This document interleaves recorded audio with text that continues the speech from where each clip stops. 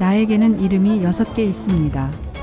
북한 함경북도 회령에서 태어나 17살에 두만강을 건넜습니다. 중국에서 8년 가짜 이름으로 철저히 숨어 지냈습니다. 그리고 2006년 대한민국에 와서 받은 새 이름 김서연. 그녀는 다시 국경을 넘기로 결심합니다. 이번엔 혼자가 아니라 가족을 데리러. 잡히면 정치범수 용서행, 실패하면 가족 전부의 인생이 끝나는 여정. 중국 검문소에서 총을 맨 군인들 앞에서 그녀가 선택한 방법은 무엇이었을까요? 실화를 바탕으로 각색한 내용입니다. 풀 스토리 들려드리기 전 좋아요, 구독 부탁드립니다. 나에게는 이름이 6개 있습니다. 김현서, 그게 제 본명이었습니다. 북한 함경북도 회령에서 태어나 17까지 그 이름으로 살았습니다. 하지만 두만강을 건넌 그날부터 그 이름은 숨겨야 할 비밀이 되어버렸습니다. 중국에서 8년 3개의 가짜 이름으로 살았습니다. 리메이, 왕샤오린, 장웨이. 그 이름들을 부를 때마다 가슴 한편이 시렸습니다. 그리고 2006년 대한민국에 와서 받은 새 이름 김서연. 6개의 이름 중 어느 것도 온전히 제 것이라고 느껴지지 않았습니다. 어릴 적 회령에서 저는 늘 국경 너머를 바라봤습니다. 강 건너 중국 땅의 불빛들이 밤마다 반짝였습니다. 저 너머엔 뭐가 있을까, 어떤 세상일까. 하지만 그런 궁금증은 입 밖으로 꺼내선 안 되는 것이었습니다. 그저 마음속으로만 품고 살았습니다. 1998년 겨울 17살이 되던 해였습니다. 식량 배급이 끊긴 지 오래였고 집안은 점점 무너져 갔습니다. 어머니는 제게 말씀하셨습니다. 현서야, 너라도 살아야 한다. 그날 밤 저는 두만강을 건넜습니다. 강물은 얼어 있었지만 완전하지 않았습니다.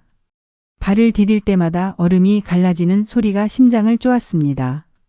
중간쯤 왔을 때 뒤에서 누군가 소리쳤습니다. 저기 누구 있나? 저는 뛰기 시작했습니다. 미끄러지고 넘어지면서도 멈추지 않았습니다. 숨이 목까지 차올랐지만 계속 달렸습니다. 그렇게 강을 건넜습니다. 뒤돌아보지 않았습니다. 그날 이후 저는 8년 동안 중국에서 살았습니다. 신분증도 없이 언제 공안에 잡힐지 모르는 불안 속에서 하루하루를 견뎠습니다. 처음엔 한족 식당에서 설거지를 했습니다. 주인 아주머니는 제가 북에서 왔다는 걸 알면서도 묵인해줬습니다. 너 말 조심해. 누가 물어보면 모르는 척해. 그렇게 중국어를 배웠습니다. 밤에는 중국 드라마를 보며 발음을 따라했고 낮에는 손님들 대화를 귀 기울여 들었습니다. 1년쯤 지나자 중국어로 일상 대화가 가능해졌습니다.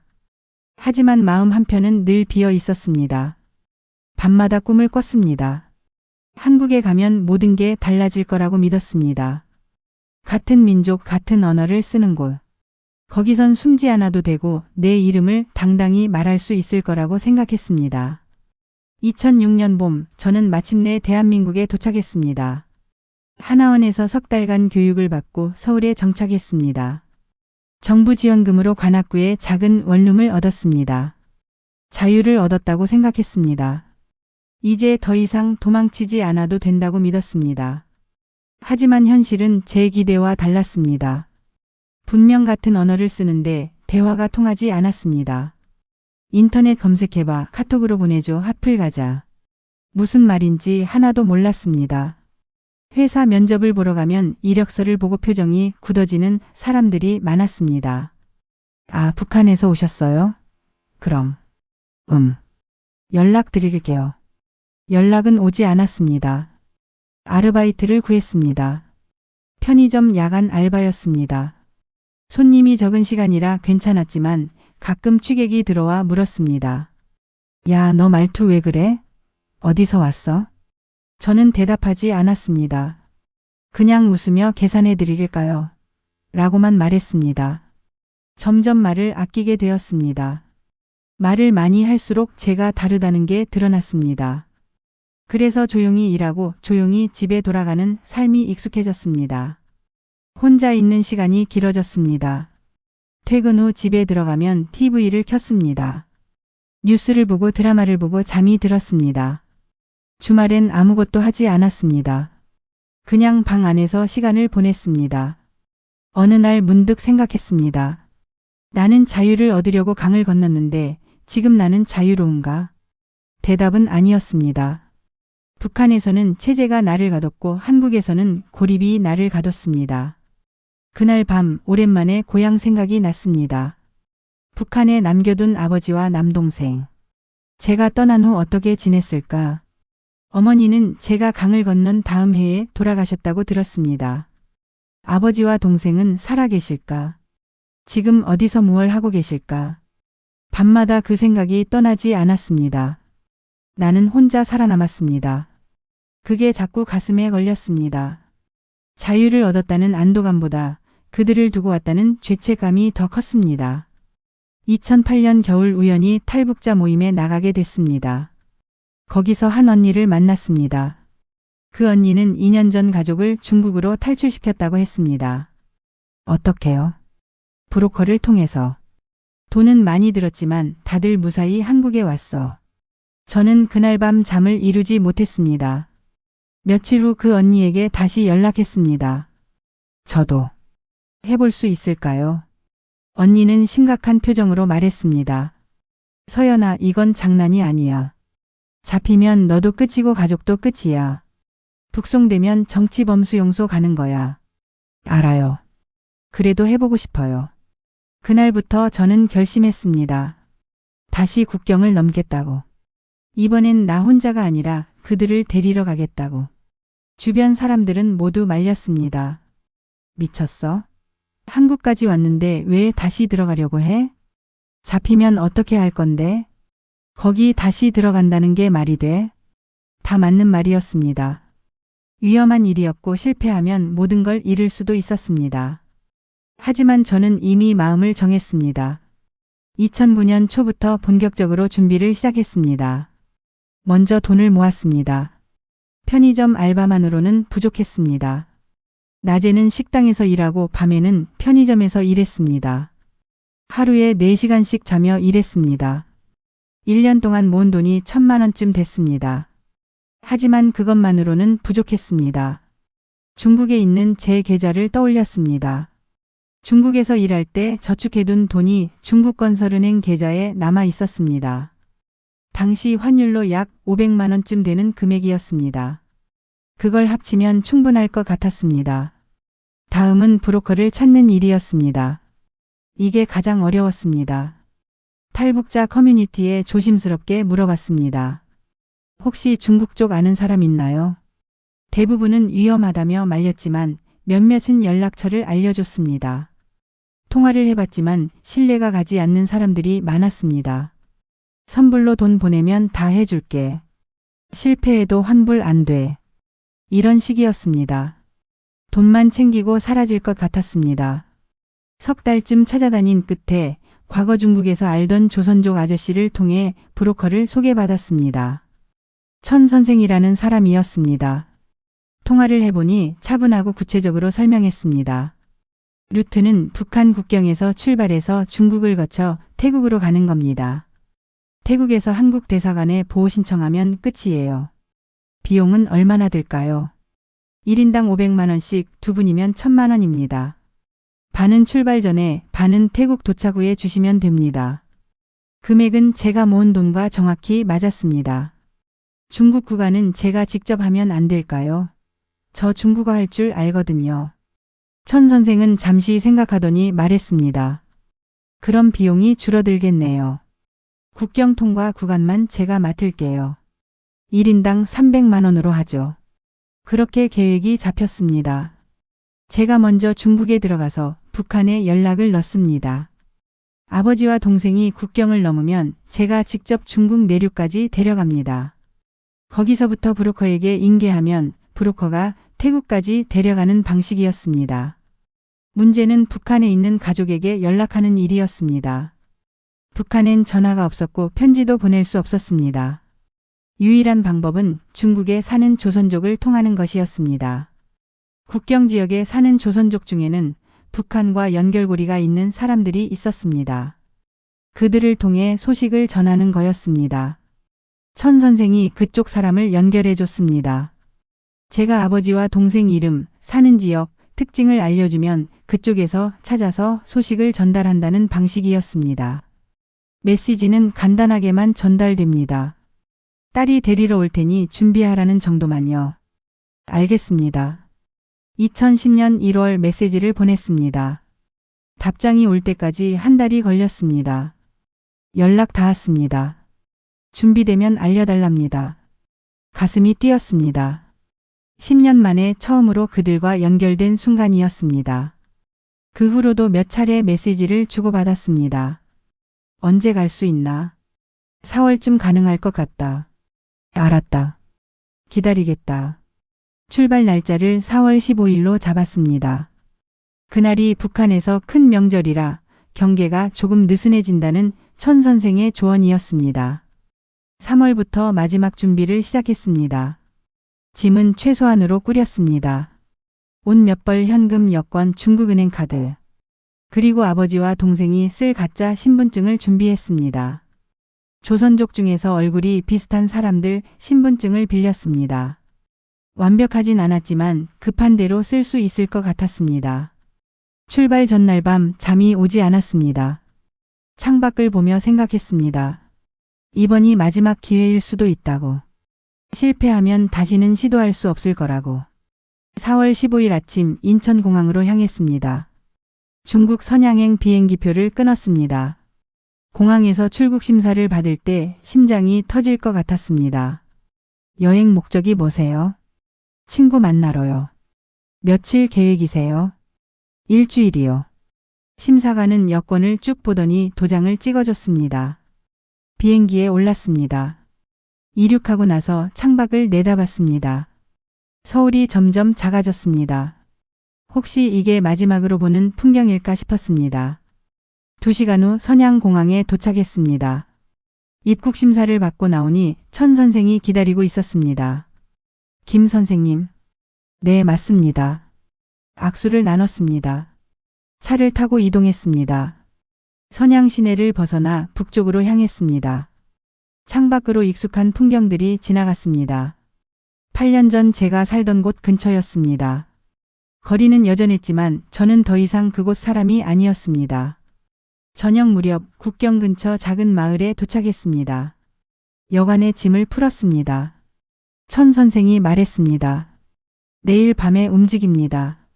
오늘은 푹 쉬세요. 하지만 잠이 올 리 없었습니다. 다음 날 밤 10시 천 선생이 방문을 두드렸습니다.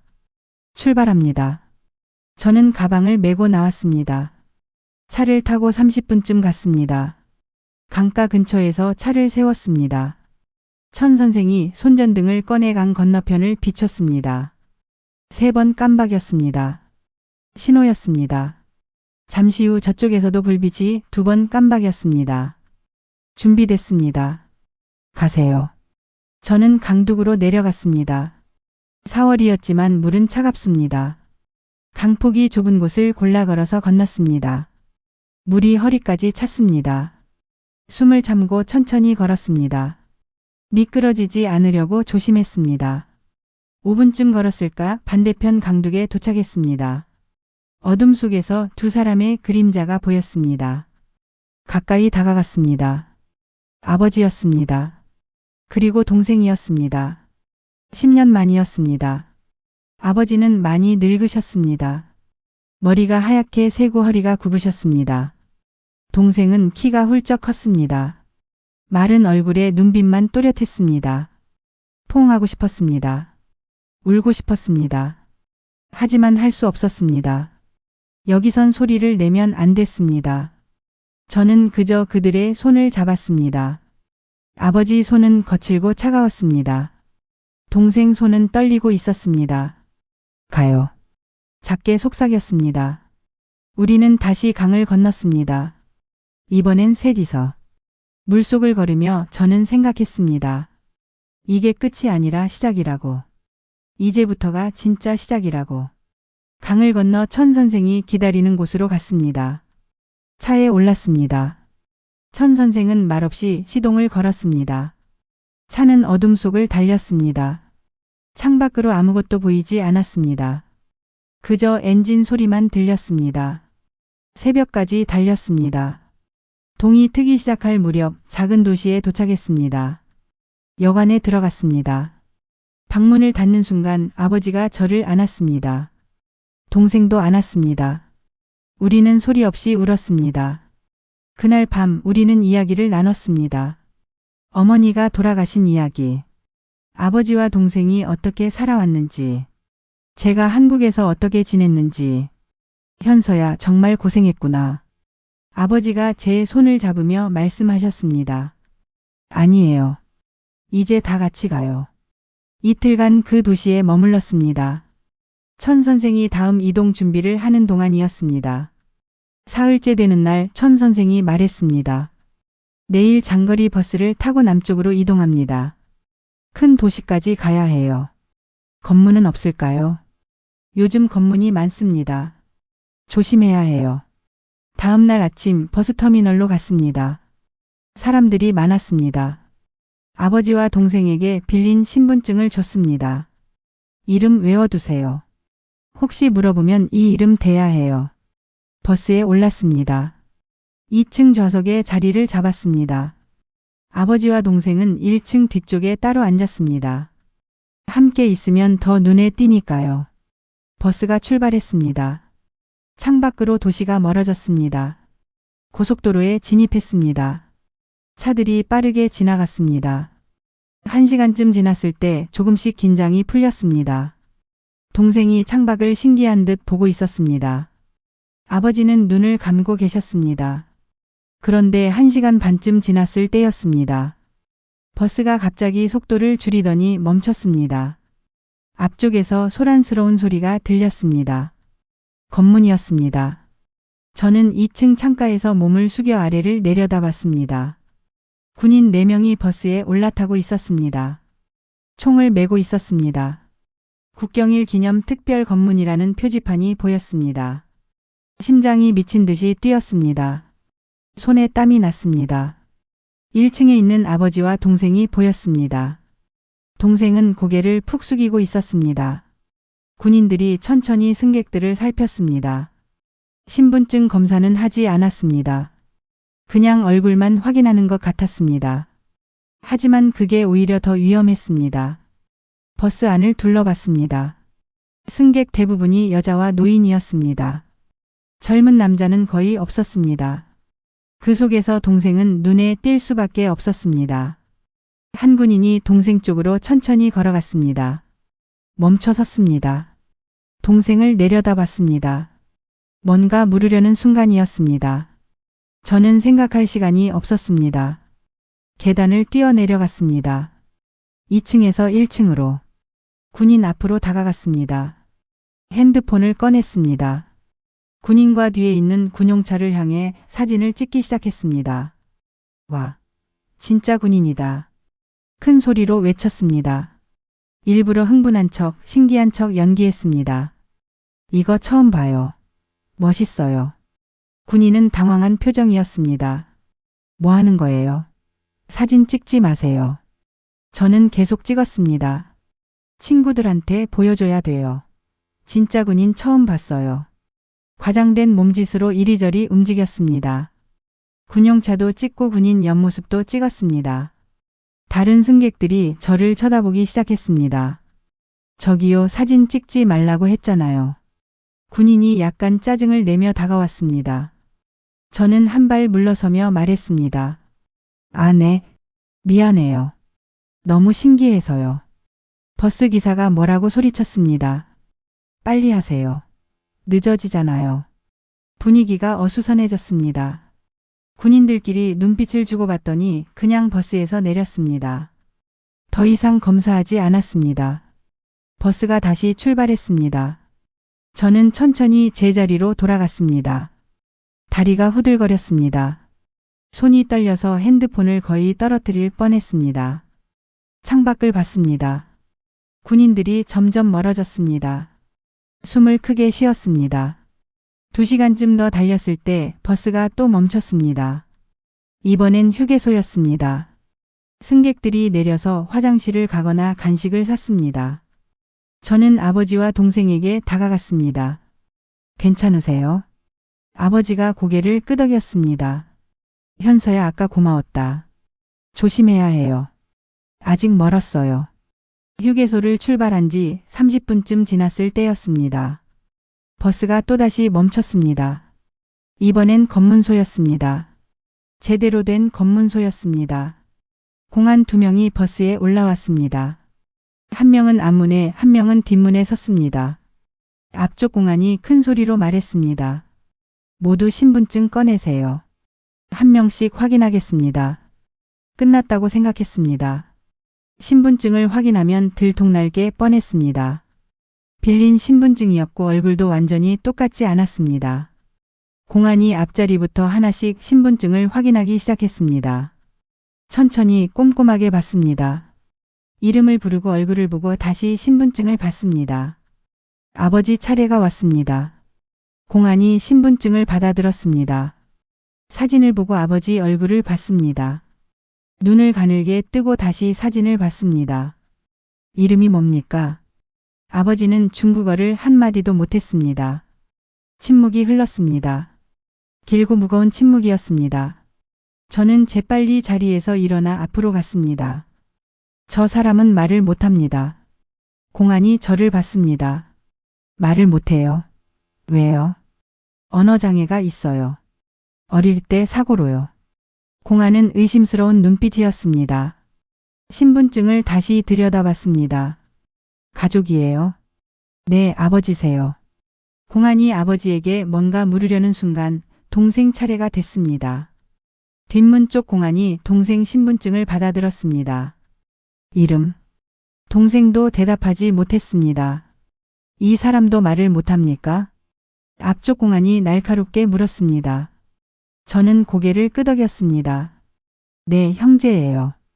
둘 다 어릴 때 같은 사고로. 말도 안 되는 이야기였습니다. 공안도 그걸 알았습니다. 표정이 굳어졌습니다. 내려요. 다 내리세요. 공안이 우리를 가리키며 말했습니다. 그 순간이었습니다. 버스 기사가 자리에서 일어났습니다. 잠깐만요. 공안이 기사를 봤습니다. 왜요? 저 사람들 알아요. 단골이에요. 매달 이 노선 타요. 거짓말이었습니다. 버스 기사는 우리를 처음 봤을 겁니다.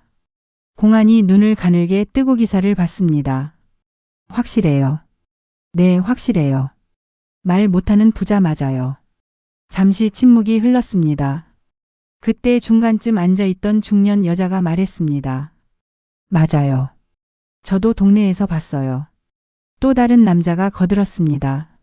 저도 알아요. 시장에서 봤어요. 모두 거짓말이었습니다. 하지만 아무도 우리를 고발하지 않았습니다. 침묵 속의 연대였습니다. 공안은 한참을 우리를 쳐다봤습니다. 의심스럽지만 확신할 수 없다는 표정이었습니다. 결국 신분증을 돌려줬습니다. 앉으세요. 다음부터 보호자랑 다니세요. 버스가 다시 출발했습니다. 저는 자리에 앉아 창밖을 봤습니다. 눈물이 날 것 같았지만 참았습니다. 아직 안심할 때가 아니었습니다. 그날 저녁 큰 도시에 도착했습니다. 천 선생이 마중 나와 있었습니다. 고생하셨습니다. 이제 제가 맡겠습니다. 호텔로 가서 마지막 이야기를 나눴습니다. 여기서부터 태국까지는 제가 직접 모시고 갑니다. 일주일 정도 걸릴 겁니다. 안전할까요? 최선을 다하겠습니다. 하지만 100% 보장은 못합니다. 천 선생이 말을 이었습니다. 태국 국경이 제일 위험합니다. 거기만 넘으면 거의 끝이에요. 그날 밤 저는 아버지와 동생을 천 선생에게 맡겼습니다. 작별 인사를 나눴습니다. 조심하세요. 태국에서 만나요. 현서야, 너도 조심해라. 그들이 차에 올랐습니다. 차가 출발했습니다. 저는 그 뒷모습을 지켜봤습니다. 차가 모퉁이를 돌아 사라질 때까지 봤습니다. 저는 다시 호텔 방으로 돌아갔습니다. 침대에 누워 천장을 봤습니다. 이제 거의 다 왔다고 생각했습니다. 일주일만 기다리면 태국에서 다시 만날 수 있다고 믿었습니다. 사흘이 지났습니다. 천 선생에게서 연락이 왔습니다. 순조롭게 진행 중입니다. 곧 국경지역 도착합니다. 나흘째 또 연락이 왔습니다. 내일 태국 국경 넘습니다. 저는 안도했습니다. 거의 다 왔구나. 내일이면 끝나겠구나. 닷새째 되는 날 오전이었습니다. 핸드폰이 울렸습니다. 천 선생이었습니다. 김 선생님. 목소리가 평소와 달랐습니다. 무거웠습니다. 무슨 일이세요? 문제가 생겼습니다. 심장이 철렁 내려앉았습니다. 무슨 문제요? 태국 검문소에서 두 분이 붙잡혔습니다. 전화기를 떨어뜨릴 뻔했습니다. 손이 떨렸습니다. 뭐라고요? 검문소에서 신분증 확인하다가 걸렸어요. 지금 구치소에 계십니다. 머릿속이 하얗게 변했습니다. 어디 구치소요? 태국 쪽 구치소예요. 치앙라이 근처. 그럼 어떻게 해야 돼요? 천 선생은 잠시 침묵했습니다. 석방 비용이 필요합니다. 얼마나요? 1인당 500만 원씩. 1000만 원입니다. 제가 가진 돈보다 훨씬 많은 금액이었습니다. 그 돈이 없으면 어떻게 되나요? 천 선생이 낮은 목소리로 말했습니다. 북송됩니다. 중국으로 먼저 보내지고 거기서 다시 북한으로. 안 돼요. 그럴 순 없어요. 저도 최선을 다했습니다. 하지만 이젠 제가 할 수 있는 게 없습니다. 선생님, 제발요. 뭔가 방법이 있을 거 아니에요. 미안합니다. 전화가 끊겼습니다. 다시 걸었지만 받지 않았습니다. 몇 번을 더 걸었지만 소용없었습니다. 저는 방 안에 주저앉았습니다. 온몸에 힘이 빠졌습니다. 이럴 수가 없다고, 이렇게 끝날 순 없다고 생각했습니다. 하지만 현실이었습니다. 아버지와 동생은 태국 구치소에 갇혀 있었고 저는 중국에 홀로 남았습니다. 1시간쯤 그렇게 앉아 있었습니다. 그리고 결심했습니다. 포기할 수 없다고. 다음 날 저는 태국행 비행기표를 끊었습니다. 남은 돈 전부를 털어서요. 치앙라이로 가는 표였습니다. 출발 전에 한국에 있는 지인에게 전화했습니다. 언니, 나 돈 좀 빌릴 수 있을까? 무슨 일이야? 모든 걸 설명했습니다. 언니는 한참을 침묵하더니 말했습니다. 얼마 필요해? 200만 원만. 계좌 보내. 그날 오후 200만 원이 들어왔습니다. 저는 공항으로 향했습니다. 치앙라이 공항에 도착한 건 밤이었습니다. 처음 와보는 나라였습니다. 간판도 못 읽었고 말도 통하지 않았습니다. 택시를 탔습니다. 경찰서 폴리스 스테이션.